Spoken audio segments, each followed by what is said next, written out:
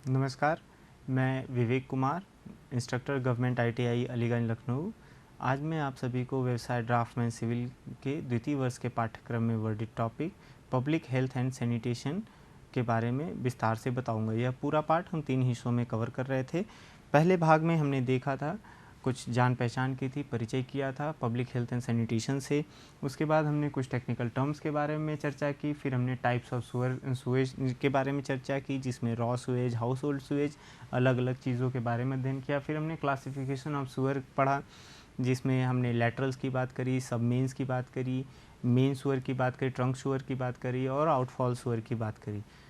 अगर मैं आपको एक बार फिर से बताना चाहूँ तो आउटफॉल सुअर वो सुअर होता है जो गंदा पानी है आपके कॉलोनी से, आपके सोसाइटी से, आपके एरिया से सीधे जो सुएज ट्रीटमेंट प्लांट तक ले जाता है, उसको हम आउटफॉल सुअर की श्रेणी में रखते हैं। अब इस दूसरे भाग में हम पढ़ेंगे अलग अलग पाइप सेक्शंस के बारे में, उसके जॉइंट्स के बारे में, मैनहोल्स के बारे में। तो आइए हम शुरुआत करते हैं अपने दूसरे भाग के साथ और जानने का प्रयास करते हैं कि पाइप क्या होता है, ये इनके चुनाव में हमें किन बातों का विशेष ध्यान रखना पड़ता है। देखिए, पाइप के बारे में अगर मैं कहूँ तो यह अमूमन गोलाकार नलिका होती है, एक नली जैसी होती है, जिसका इस्तेमाल किया जाता है पानी को एक जगह से दूसरे जगह तक ले जाने के लिए। और जो ले जाने के लिए एजेंट यानी कि कारक होता है, वो या तो गुरुत्वाकर्षण बल होता है या तो फिर दबाव होता है, प्रेशर होता है।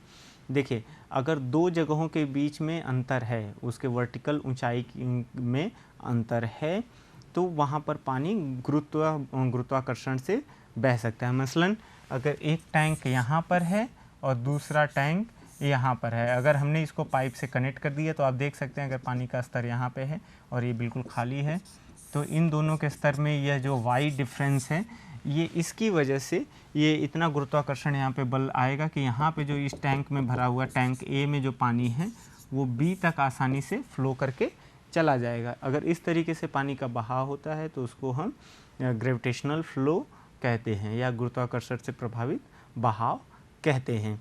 लेकिन हमें अगर मान लेते हैं कि इस पर्टिकुलर सेक्शन से पानी यहाँ तक ले जाना है किसी पाइप से, तो यह अंतर तो है वर्टिकल हाइट में, लेकिन पानी का जो स्रोत है वो ए पर है, बी तक ले जाना है।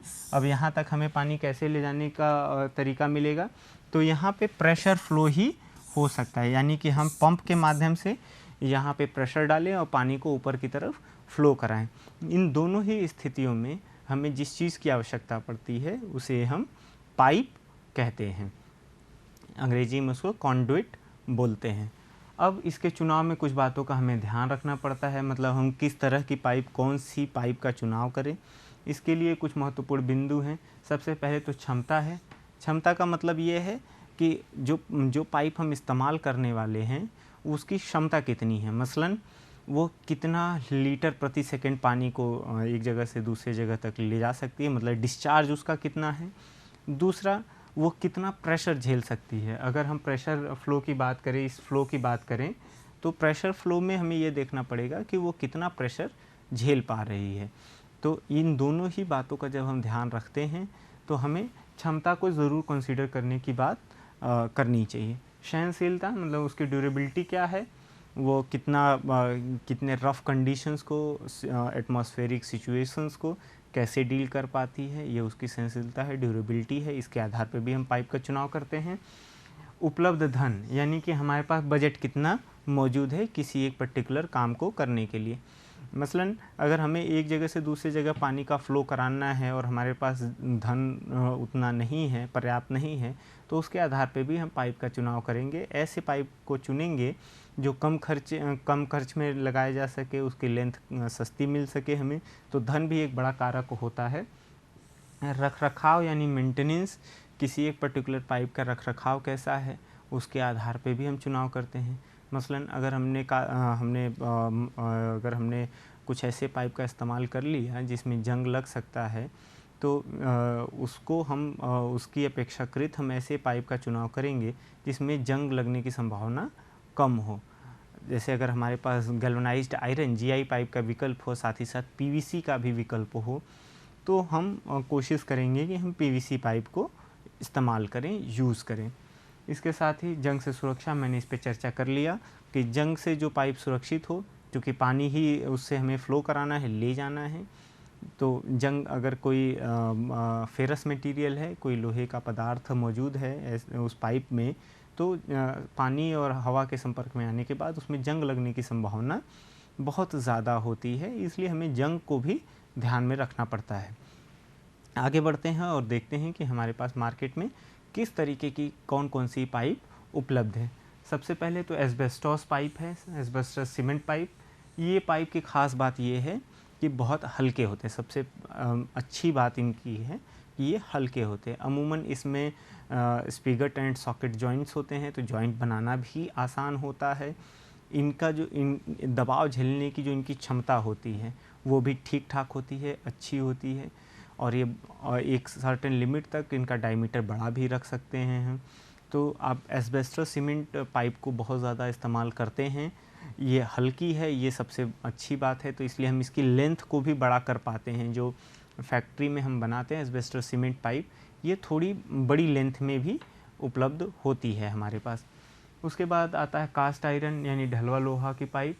ये पाइप थोड़ी महंगी होती है एस्बेस्टॉस सीमेंट पाइप से, लेकिन इसकी भी एक अच्छी बात है कि ड्यूरेबिलिटी ज़्यादा है, इसका रीसेल वैल्यू आपको अच्छा मिलता है, और साथ ही साथ इसके साथ काम करना आसान है। मसलन इसके जॉइंट्स को आप वेल्ड भी कर सकते हैं अगर ज़रूरत पड़ती है तो, और ये प्रेशर भी झेल सकता है। लेकिन इसके साथ समस्या एक ही है कि इसमें जंग लगने की जो प्रोबेबिलिटी है, संभावना है, वो ज़्यादा होती है। अगला है cement concrete pipe. Cement concrete pipe के साथ ये अच्छी बात ये है कि यह बहुत ज़्यादा वज़न झेल सकती है। मसलन इसको आउटफॉल सुअर के लिए सबसे ज़्यादा इस्तेमाल किया जाता है cement concrete pipe. Cement concrete pipe reinforced भी होती है, इसमें कुछ वो हाई टेंशन वाले केबल डाल कर भी इनको बनाया जाता है, तो ये बहुत ज़्यादा दबाव झेल सकती है। इसकी सबसे ख़राब बात ये है कि ये बहुत भारी होती है, इसको एक जगह से दूसरी जगह तक ले जाना, इसकी फ़िटिंग्स बनाने में जो मशीनरी इस्तेमाल होती है उसका खर्च बहुत ज़्यादा होता है। साथ ही साथ एक ख़राब बात इसकी और है कि इसका रीसेल वैल्यू बिल्कुल शून्य है, ज़ीरो है। आगे बढ़ते हैं, कॉपर पाइप के बारे में जानते हैं। कॉपर पाइप अमूमन वाटर सप्लाई या फिर सूएज ट्रीटमेंट के लिए बिल्कुल भी इस्तेमाल नहीं होता। ये कुछ स्पेसिफ़िक जगहों पे इस्तेमाल होता है जहाँ पर बहुत ज़्यादा पाइप में घुमाव की आवश्यकता हो, या गूंजने पाइप वगैरह में कई बारी हम कॉपर का इस्तेमाल करते हैं। अमूमन वो लेड की पाइप होती है, लेकिन आप कॉपर पाइप से समझ सकते हैं कि ये स्पेसिफ़िक जगह पे इस्तेमाल होता है। जो आपके सबसे आसानी से देखने के लिए मिल सकता है वो जब आप स्प्लिट एसी लगाते हैं, तो उसमें जो कंप्रेसर और मेन यूनिट इंडोर यूनिट को जोड़ने के लिए जो पाइप होती है पतली सी, वो कॉपर की होती है। तो कई बारी हम और भी वाटर सप्लाईज़ के लिए भी इसका इस्तेमाल करते हैं जो अपने घरों में इस्तेमाल हो रहे होते हैं। तो कॉपर पाइप बहुत ज़्यादा इम्पॉर्टेंट नहीं है, लेकिन गैल्वनाइज्ड आयरन पाइप की अगर मैं बात करूं तो हाउस प्लम्बिंग में सबसे ज़्यादा इस्तेमाल होते हैं गैल्वनाइज्ड आयरन पाइप यानी जीआई पाइप। ये लोहे के ही होते हैं, लेकिन गैल्वनाइजेशन प्रोसेस से इनको जंगरोधी बना दिया जाता है। इनके जॉइंट्स बनाना थोड़ा टफ़ होता है क्योंकि इनमें जो थ्रेड्स हैं, यानी कि जिसे हिंदी में चूड़ियाँ बोलते हैं, थ्रेड्स बनाना थोड़ा टफ़ होता है, टिपिकल होता है, टाइम टेकिंग होता है, इसमें लेबर कॉस्ट भी लगती है। तो आपको यह समझने की आवश्यकता है कि हाउस प्लम्बिंग यानी घर के अंदर जो जलापूर्ति के लिए आप फिटिंग्स लगाते हैं उसमें जीआई पाइप का सबसे ज़्यादा इस्तेमाल होता रहा है। इसके बाद हम बात कर लेते हैं प्लास्टिक पाइप की। प्लास्टिक पाइप आप समझ सकते हैं, ये एक पॉलीमर की पाइप होती है जिसको काटना, फिक्स करना बड़ा ही आसान है। इनको कुछ सुपर ग्लू से हम चिपका सकते हैं, इनके जॉइंट्स बनाना आसान है। ये बहुत ज़्यादा लाइट वेट होते हैं और बाकी उपलब्ध विकल्पों से सस्ते भी होते हैं, लेकिन इनके साथ समस्या यह है कि ये बहुत ज़्यादा एक्सटर्नल प्रेशर यानी बाहरी दबाव को झेल नहीं पाते। बात कर लेते हैं स्टील पाइप की। स्टील पाइप में ये जंगरोधी तो होते ही हैं अगर हम स्टेनलेस स्टील की बात कर रहे होंगे। अगर स्टेनलेस स्टील की पाइप नहीं है, प्लेन स्टील है, तो वहाँ पर भी जंग लगने की संभावना ज़्यादा होगी। रॉट आयरन कच्चे लोहे की पाइप ये पहले इस्तेमाल होती थी बड़े डायमीटर्स में, जो वाटर सप्लाई स्कीम होती है उसमें जो बड़े डायमीटर के पाइप होती है और रॉट आयरन की होती है। एक सबसे महत्वपूर्ण पाइप है पीवीसी पाइप, जो आज के समय में बहुत ज़्यादा इस्तेमाल हो रही है इंडोर हाउस प्लम्बिंग के लिए, वो पीवीसी पाइप है। इसकी ख़ास बात यह है कि इसकी ड्यूरेबिलिटी ज़्यादा है, इसमें जंग लगने की संभावना बिल्कुल शून्य है। इसका फिटिंग बनाना बहुत आसान है, मतलब इसके जो जोड़ हैं, जॉइंट्स हैं, उनको बनाना आसान है। इसमें कोई अपर्टेनेंसेस या कुछ एक्सेसरीज़ लगाना आसान है। इसके साथ काम करना आसान है। पीवीसी पाइप को फिटिंग करने वाले लेबर जो हैं वो बड़े ही सस्ते हैं, एफिशिएंट हैं। तो पीवीसी पाइप आज के समय में बहुत ज़्यादा इस्तेमाल हो रही है हाउस प्लम्बिंग के लिए। अब कुछ जॉइंट्स की बात कर लेते हैं। मैं यहाँ अलग अलग डायग्राम से आपको समझाने का प्रयास करूँगा कि जॉइंट्स कैसे होते हैं, किन किन पाइप के लिए इस्तेमाल किया जाता है, उनकी ख़ास बात क्या है। सबसे पहले आपको दिख रहा है कॉलर जॉइंट। कॉलर जॉइंट क्या होता है, दो पाइप होती हैं। ये अमूमन जो सीमेंट कंक्रीट पाइप थी उसमें ही ये कॉलर जॉइंट इस्तेमाल होते हैं। आपको दिख रहा होगा ये सेक्शन पूरा कॉलर का है, ये कॉलर है। यहाँ पर ये अगर मैं बात करूँ तो ये आपका साइड व्यू है इसका कॉलर जॉइंट का। यहाँ पे दो सीमेंट कंक्रीट की पाइप है, आपको दिख रहा होगा। ये पाइप की थिकनेस है इतनी। इनको जोड़ने के लिए हम एक अलग से इतने थिकनेस का कॉलर हमने लिया, दोनों तरफ से पाइप को इंसर्ट किया और फिर इनके बीच में कुछ हमने गैस्केट्स तो यहाँ पे लगा रखे हैं। यहाँ पर हमने कुछ सीमेंट कंक्रीट की मदद से, सीलेंट की मदद से, मोर्टार की मदद से इन दोनों को जोड़ दिया। आपने देखा होगा कि कॉलर कुछ एक थिकनेस में मौजूद होते हैं हमारे पास। अगर कुछ इस तरीके से आप देखें तो इस तरीके से अलग से कॉलर मौजूद होते हैं और जो पाइप होती है वो हमारे पास अलग से मौजूद होती है। इन दोनों को एक दूसरे के ऊपर लगा करके फिर इस तरीके का जॉइंट हम बनाते हैं। ये कॉलर जॉइंट होता है। कॉलर जॉइंट के लिए समझने की बात है कि ये सबसे ज़्यादा इस्तेमाल होते हैं सीमेंट कंक्रीट पाइप के लिए। एक्सपेंशन जॉइंट की अगर मैं बात करूँ तो अगर आप कास्ट आयरन या रॉट आयरन की पाइप इस्तेमाल कर रहे हैं, गैल्वेनाइज्ड आयरन की पाइप मोटे डायमीटर के इस्तेमाल कर रहे हैं, तो वो गर्मियों में फैलेगी, मतलब उसकी लंबाई बढ़ेगी, उसमें थर्मल एक्सपेंशन होगा। ठंडी में वो पाइप सिकुड़ जाएगी, थर्मल कॉन्ट्रैक्शन होगा। तो ऐसे समय में अगर हमने परमानेंट जॉइंट बनाया है तो पाइप में क्रैक्स ज़रूर डेवलप होंगे और उसकी वजह से लीकेज आएगा, जिससे मेरा जो वाटर सप्लाई स्कीम है वो प्रभावित होगी, ये श्योर है। तो अगर हम कोई ऐसे मटेरियल की पाइप का इस्तेमाल कर रहे हैं जिसमें थर्मल एक्सपेंशन या कॉन्ट्रैक्शन हो सकता है, तो वहाँ पे हमें एक्सपेंशन जॉइंट का इस्तेमाल करना पड़ता है। देखिए आपके पास दो पाइप है, एक आपको यहाँ पे दिख रही है पाइप जिसमें स्पिगट बना हुआ है, सॉकेट बना हुआ है, और दूसरी पाइप आपके पास ये है। ये बाहरी हिस्सा अगर मैं दिखाऊं तो ये कुछ इस तरीके से है। अब आप देखिए यहाँ पर एक गैस्केट लगा हुआ है, ये रबर का गैस्केट होता है जो वाटर सीलेंट का काम करता है। अब यहाँ पे जो गैप है, आपको ये जो गैप दिख रहा है, यही एक्सपेंशन के लिए बचा हुआ जगह है। अगर ये गर्मी में इसका पाइप का लेंथ बढ़ता है तो ये गैप कम हो जाएगा, एक्सपेंशन के समय में वो गैप कम हो जाएगा, और जब कॉन्ट्रैक्शन होगा तो ये पाइप पीछे शिफ्ट हो जाएगी तो ये गैप और बढ़ जाएगा। तो इस तरीके से जो ये थर्मल एक्सपेंशन और कॉन्ट्रैक्शन का फिनोमेना है वो बड़ा ही आसानी से हो पाता है एक्सपेंशन जॉइंट्स पे। अगर मैं फ्लेंज जॉइंट की बात करूं तो इन्हें सबसे पहले आपको समझ लेना होगा कि इन्हें बोल्ट से बहुत टाइट कसा जाता है। आपको बोल्ट दिख रहा है, ये बोल्ट है, यहाँ पे नट लगा करके इसको बहुत टाइटली कसा जाता है। ये कहाँ पे जॉइंट इस्तेमाल होते हैं, ऐसे जगह पे इस्तेमाल होते हैं जहाँ पे पाइप के अंदर बहुत ज़्यादा प्रेशर होता है, मतलब इसमें जो फ्लूइड या गैस फ्लो कर रही है वो बहुत हाई प्रेशर के साथ फ्लो कर रही है। तो ऐसे समय पे हम एक्सपेंशन जॉइंट बिल्कुल नहीं दे सकते। इसके साथ और भी जो विकल्प जॉइंट्स हैं उनका चुनाव नहीं करते हैं, हम सीधे फ्लेंज जॉइंट का चुनाव करते हैं। तो फ्लेंज जॉइंट के लिए आपको क्या समझ लेने की ज़रूरत है कि जब पाइप के अंदर प्रेशर बहुत ज़्यादा हो तो हमें फ्लेंज जॉइंट को चुनना पड़ता है। फ्लेक्सिबल जॉइंट्स के बारे में अगर आप देखेंगे तो यहाँ पर आपको दिख रहा होगा कि ये पाइप में जिसमें कॉलर है, सॉकेट है, ये पाइप जो इसके अंदर फिट है। आपको ये दो पाइप दिख रहे होंगे अलग अलग। एक पाइप तो यहाँ से इस तरीके से दिख रही है इस चित्र में, तो इन दोनों पाइप के लिए जब हम जोड़ बनाते हैं या इस तरीके के जो हमारे पास फ्लेक्सिबल जॉइंट्स हैं, जब हम इसको बना रहे होते हैं तो इसकी जो स्थिति है उस पर बहुत ज़्यादा विचार करने की ज़रूरत पड़ती है।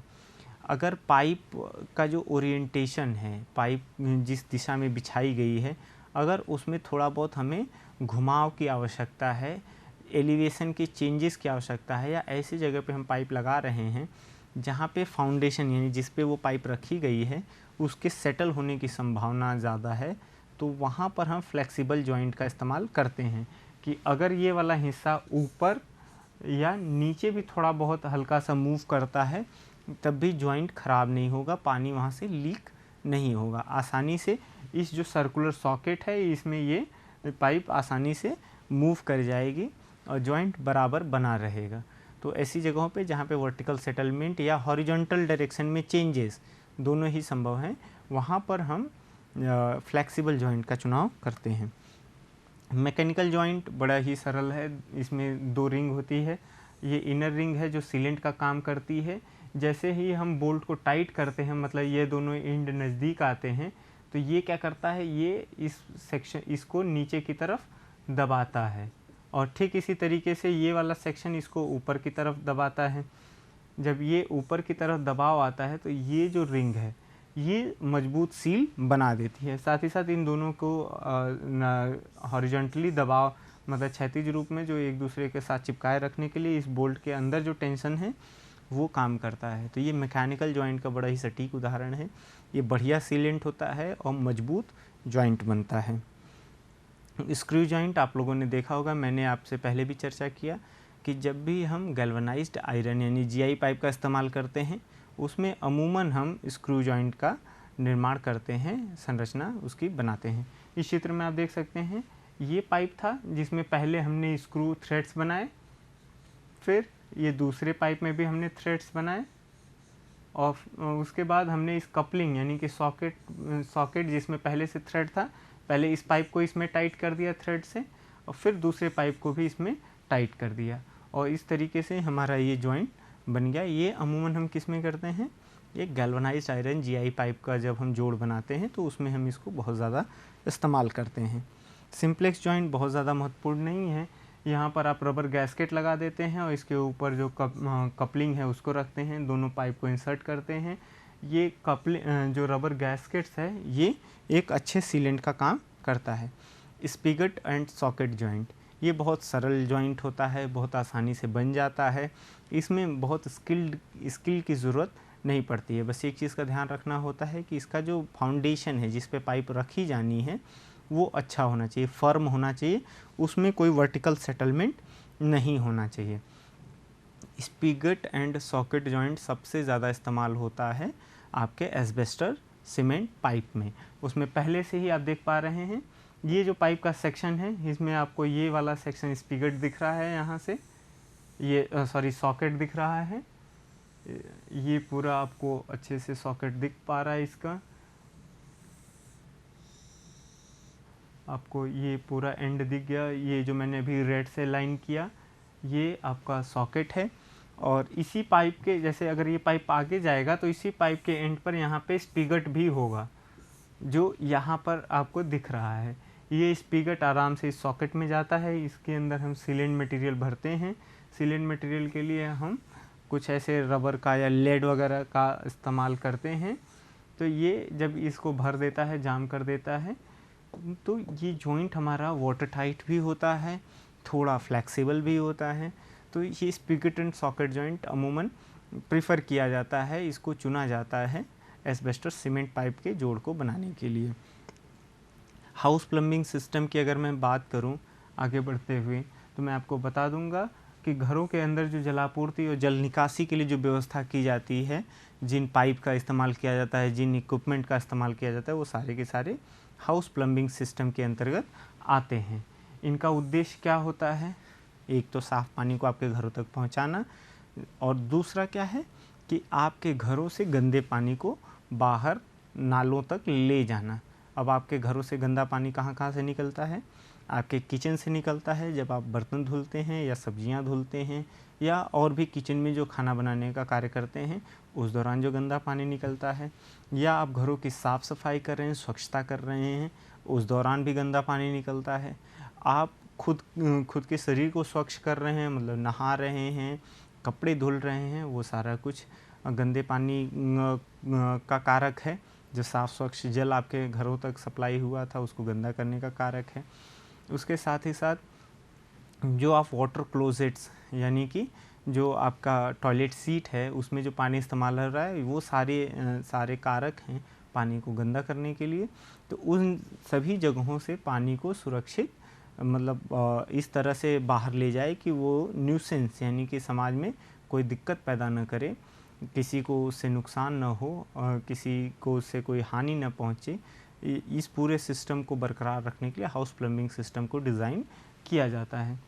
और साथ ही साथ एक चीज़ और बहुत इम्पॉर्टेंट है कि बारिश का पानी जो आपके छत पे इकट्ठा हो रहा है, जो आपके घर के सामने, आपके बरामदे में, आपके लॉन में इकट्ठा हो रहा है, उसको भी निकालने के लिए जो व्यवस्था की जाती है वो हाउस प्लम्बिंग सिस्टम के अंतर्गत आती है। अगर हाउस प्लम्बिंग सिस्टम की मैं बात करूं तो इसमें अलग अलग सिस्टम का इस्तेमाल किया जाता है। इसको हमें समझने की ज़रूरत है कि हमारे घर से जो गंदे पानी को निकालने की व्यवस्था की जाती है उसमें जो प्रक्रिया का अनुपालन किया जाता है, जो तौर तरीके इस्तेमाल किए जाते हैं, अमूमन यहाँ पे 3 तरीक़ों का इस्तेमाल होता है। पहला आप यहाँ चित्र के माध्यम से देख सकते हैं single stack system. Single stack system में क्या होता है, एक सिंगल पाइप होती है जिसमें एक सिंगल पाइप, कौन सी पाइप है, ये वाली जो पाइप आपको मैं हाईलाइट कर रहा हूँ रेड कलर से, यही वो सिंगल पाइप है, स्टैक है जिसकी मैं बात कर रहा था। ये सिंगल पाइप में ही सारे गंदा पानी जो हर जगह से आपके घरों से आ रहा है वो सभी इसी में इकट्ठा होता है। आप देखिए सिंक से गंदा पानी आ रहा है, वॉश बेसिन से भी गंदा पानी आ रहा है, आपके बाथरूम से भी आ रहा है, ये सारा पानी कहाँ जा रहा है, इसी एक सिंगल पाइप में जा रहा है, इसीलिए इसको क्या कहा गया, सिंगल स्टैक सिस्टम कहा गया। उसके बाद बात हम करते हैं वन पाइप सिस्टम की। वन पाइप सिस्टम में एक मेन वेंट पाइप होता है जहाँ से वो सक्शन न क्रिएट हो, हमारे पाइप में प्रेशर की वजह से चोक न हो, इसके लिए एक वेंट पाइप होता है। लेकिन सारा गंदा पानी मतलब आपके टॉयलेट से, आपके किचन से, बाथरूम से सारा पानी यहीं इसी पाइप से होके जाता है। आप चित्र में देख सकते हैं ये वाटर क्लोसेट है यानी टॉयलेट सीट है, ये वॉश बेसिन है, बाथरूम है और सिंक है, ये सारा का सारा पानी कहाँ आ रहा है, इसी में आ रहा है। और ये वेंट पाइप ऊपर से जुड़ा हुआ है, सब में मतलब एयर को इंट्रोड्यूस कर रहा है जिससे कि चोक ना हो नेगेटिव प्रेशर से। टू पाइप सिस्टम में क्या होता है, बस विभाजित कर देते हैं कि जो सॉइल है यानी कि जो टॉयलेट सीट का पानी है जिसमें मानव मल जाता है वह पाइप बिल्कुल अलग है, और जो नॉर्मल पानी है यानी कि वॉश बेसिन से, बाथरूम से, सिंक से, यह पानी आपको दिख रहा है कि इस पाइप से होके जाता है। यह व्यवस्था सबसे ज़्यादा इस्तेमाल की जाती है। तो two pipe system, single pipe system आप समझ गए। सैनिटरी फिटिंग्स अलग अलग है। ये ट्रैप है, ट्रैप का काम क्या है, इसमें पानी भरा रहता है जिससे कि यहाँ से आपने पानी डाला, बाथरूम का आपका टॉयलेट सारा मानव मल फ्लश हो गया, तो फ्लश होकर के ये इस पानी के चेंबर से इधर की तरफ आ गया, जो बदबू है वो फिर ये पानी लॉक कर दिया तो वापस आपके टॉयलेट में बदबू नहीं फैलेगा।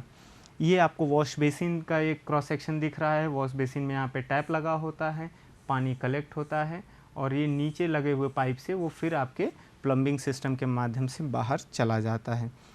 ये टॉयलेट सीट है, आप सभी से भली भांति वाकिफ़ हैं। ये ह्यूमन एक्सक्रीटा यानी मानव मल को इकट्ठा करता है और उसको सुरक्षित रूप से प्लम्बिंग सिस्टम तक पहुंचाता है। यूरिनल आपको दिख रहा है। यूरिनल का काम क्या है कि मानव मूत्र को इकट्ठा करता है और फिर ये पाइप के माध्यम से, ये आपको दिख रहा है वाटर चेम्बर होता है जिसके पार वो मानव मूत्र को ले जाता है जिससे कि जो आपके टॉयलेट है उसमें बदबू नहीं फैलती है।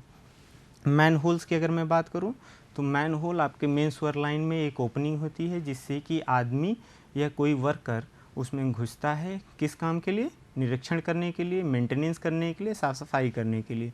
तो मैन होल आपको कई जगह दिख जाएगा, रोड के ऊपर उसका ढक्कन होता है। एक क्रॉस सेक्शन की मदद से मैं दिखा सकता हूँ आपको। यहाँ पर जो आपको मैन होल दिखता है ये सड़क है, यहाँ पे मैन होल का ढक्कन है। इसको जब आप ओपन करते हैं तो इसमें सीढ़ियाँ होती हैं, आप वहाँ से वर्किंग चैम्बर तक आसानी से चले जाते हैं।